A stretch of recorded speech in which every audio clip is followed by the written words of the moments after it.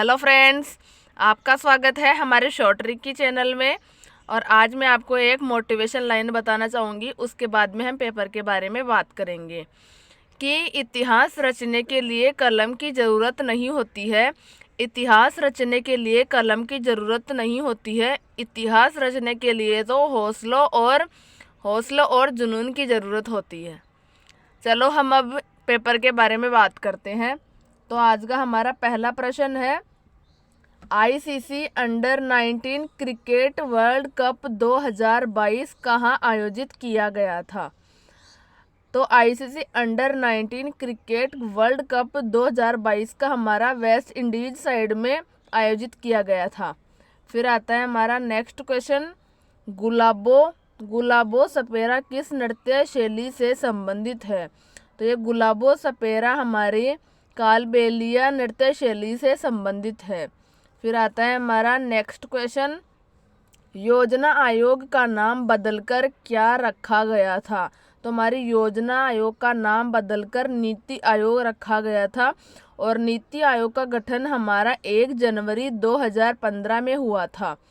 फिर आता है हमारा नेक्स्ट क्वेश्चन, फूलदेई त्योहार किस राज्य का फसल उत्सव है। फूलदेई त्योहार हमारा उत्तराखंड राज्य का एक फसल उत्सव है, जो फसल कटाई के टाइम पर ये उत्सव मनाया जाता है।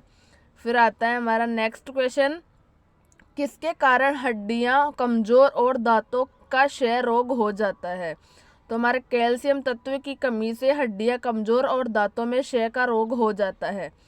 फिर आता है हमारा नेक्स्ट क्वेश्चन, किस भारतीय राज्य में बांस ड्रिप सिंचाई प्रणाली एक बहुत पुरानी प्रथा है। तो हमारे मेघालय राज्य में बांस ड्रिप सिंचाई प्रणाली एक बहुत ही पुरानी प्रथा है। फिर आते हैं हमारा नेक्स्ट क्वेश्चन, राष्ट्रीय महिला आयोग का गठन कब हुआ। तो हमारा राष्ट्रीय महिला आयोग का गठन 1992 ईस्वी में हुआ था।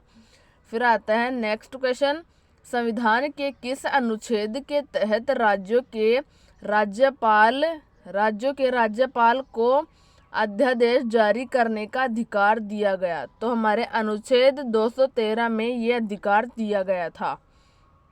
फिर आता है हमारा नेक्स्ट क्वेश्चन, निम्न में से किस संस्था की स्थापना 1867 में हुई थी। तो 1867 ईस्वी में प्रार्थना समाज की स्थापना हुई थी, जो कि बम्बई में हुई थी।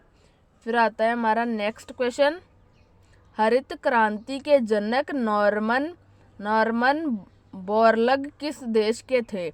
तो हमारे हरित क्रांति के जनक नॉर्मन बोरलग हमारे अमेरिका देश के थे। फिर आता है हमारा नेक्स्ट क्वेश्चन। नेक्स्ट क्वेश्चन के बारे में बताऊंगी मैं आपको, वो है शोषण के विरुद्ध अधिकार कौन से आर्टिकल या अनुच्छेद में है। तो हमारे शोषण के विरुद्ध का अधिकार हमारे अनुच्छेद 23 व 24 में है। फिर आता है हमारा नेक्स्ट क्वेश्चन, पाटलिपुत्र से पहले मगध की राजधानी कौन थी। तो पाटलिपुत्र से पहले मगध की राजधानी हमारी राजगृह थी। फिर आता है हमारा नेक्स्ट क्वेश्चन, अमृत योजना कब शुरू हुई थी। तो हमारी अमृत योजना 25 जून 2015 को शुरू हुई थी। फिर आता है हमारा नेक्स्ट क्वेश्चन, हुमायूंनामा किसने लिखा था। तो हुमायूंनामा गुलबदन बेगम ने लिखा था। फिर आता है हमारा नेक्स्ट क्वेश्चन, केंद्रीय जल शक्ति मंत्री कौन है। तो हमारे केंद्रीय जल शक्ति मंत्री गजेंद्र सिंह शेखावत है। फिर आता है हमारा नेक्स्ट क्वेश्चन, नदी के पर्यायवाची शब्द का एक प्रश्न दिया गया था कि नदी के पर्यायवाची इन चारों में से कौन सा एक सही है, या इस नदी शब्द के पर्यायवाची इन तीनों में से कौन सा सही है। 3 गलत और 1 सही भी हो सकता है, और 3 गलत 1 सही हो सकता है, और 3 सही और 1 गलत भी हो सकता है। तो हमारे नदी के पर्यायवाची शब्द होते हैं तरनी, पयस्विनी, स्रोतवरिणी, सरिता व तटिनी। ये सब नदी के पर्यायवाची शब्द होते हैं। फिर आता है हमारा नेक्स्ट क्वेश्चन, लंगोटी में फाग खेलना मुहावरे का अर्थ क्या होता है। तो लंगोटी में फाग खेलने का अर्थ हमारा दरिद्रता में आनंद मनाना होता है। फिर आता है हमारा नेक्स्ट क्वेश्चन, गागर में सागर भरना। तो गागर में सागर भरने का मुहावरे का अर्थ है थोड़े में बहुत कहना होता है। फिर आता है हमारा नेक्स्ट क्वेश्चन, असम सरकार द्वारा दिया जाने वाला असोम वैभव पुरस्कार सरकार द्वारा किसको दिया गया था? तो असम की सरकार द्वारा दिए जाने वाला असोम वैभव पुरस्कार हमारा डॉक्टर तपन सेकिया को मिला था। फिर आता है हमारा नेक्स्ट क्वेश्चन, किस राज्य में परंपरागत बांस नृत्य होता है? तो हमारे मिजोरम राज्य में परंपरागत बांस का नृत्य होता है। फिर आता है हमारा नेक्स्ट क्वेश्चन, COP 27 का आयोजन कहाँ हुआ था?